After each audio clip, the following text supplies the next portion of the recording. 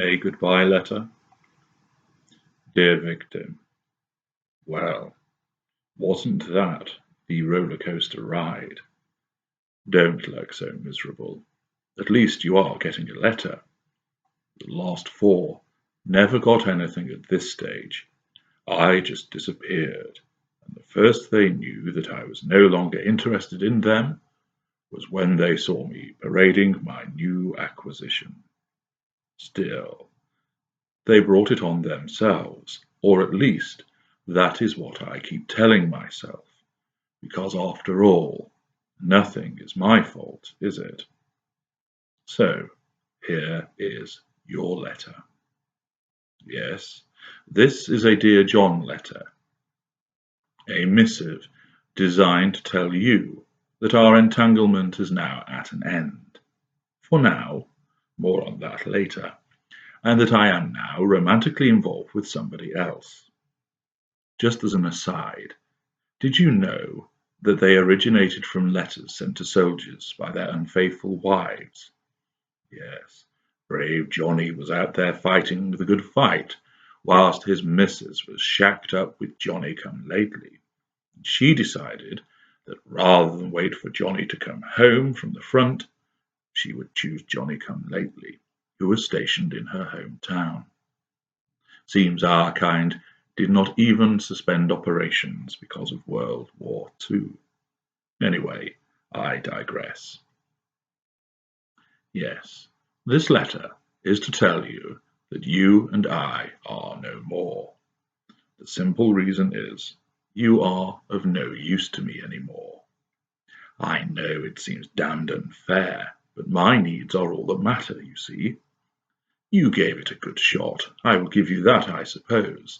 You lasted longer than the one before, whatever her name was.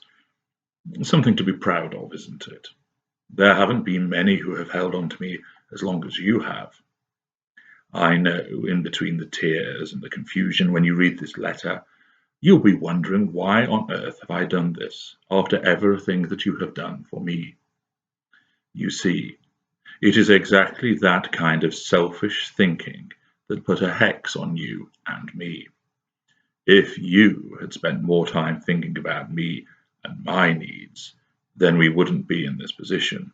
Well, actually, we probably would, because so far, no matter what anybody has managed to do, I have always found them to be lacking eventually, and I have had my head turned by somebody else.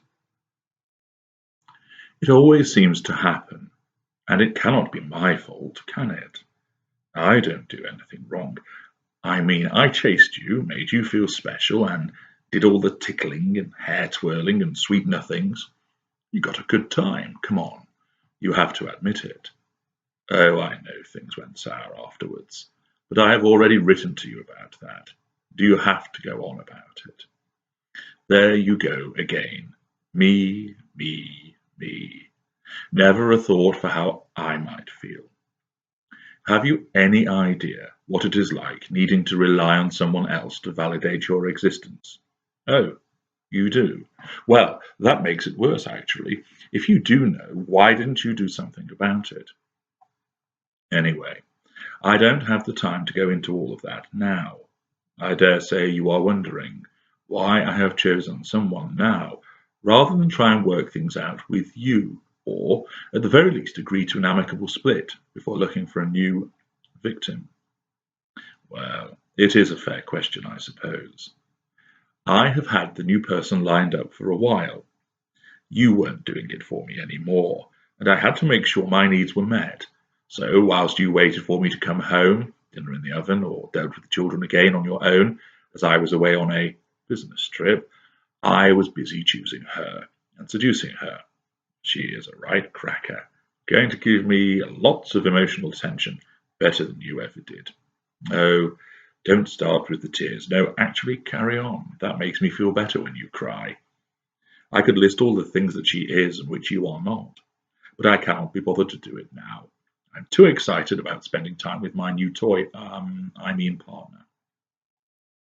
Don't worry though, I will triangulate you with her at some point so you can find out all about why I chose her, We may as well have a little competition, where I pit you and her against one another, and I sit back and choose a winner.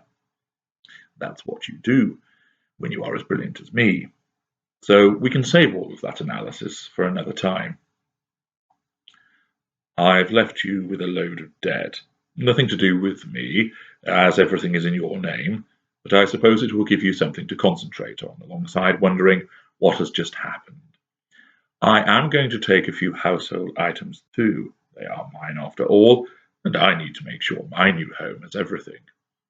I imagine you will muddle through somehow, not that I care, of course, but I might pretend to care if you give me the reaction I am after.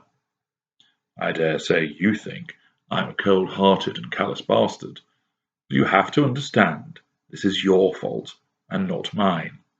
If you had just tried harder to please me and keep me happy, then I would not have to look elsewhere. You made me have this affair because you are selfish, and you do not think about me. It is no point digging out that ridiculous list you have kept of everything that you have supposedly done for me. I know for a fact that it is made up. But then you are something of a fantasist after all. At least, that is what I have been telling all our friends and families, plus the neighbours. Oh, and your boss and the chap at the corner shop.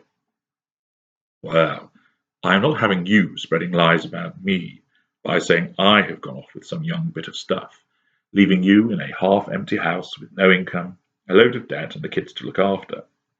That would make me look bad, and I have a reputation to maintain. Don't even think about telling tales. Nobody will believe you.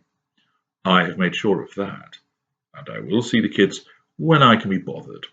But when I do decide to bother my backside, you had better not start playing silly buggers, or I will have you in court.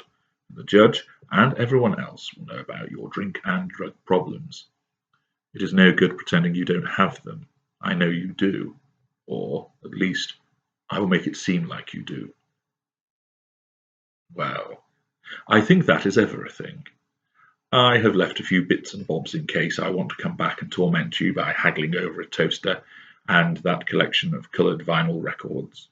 Don't think about calling me or hassling me. People already think you are a nut job. So this is it. As I mentioned, at least I am telling you it is over, so you know. See, I am considerate after all.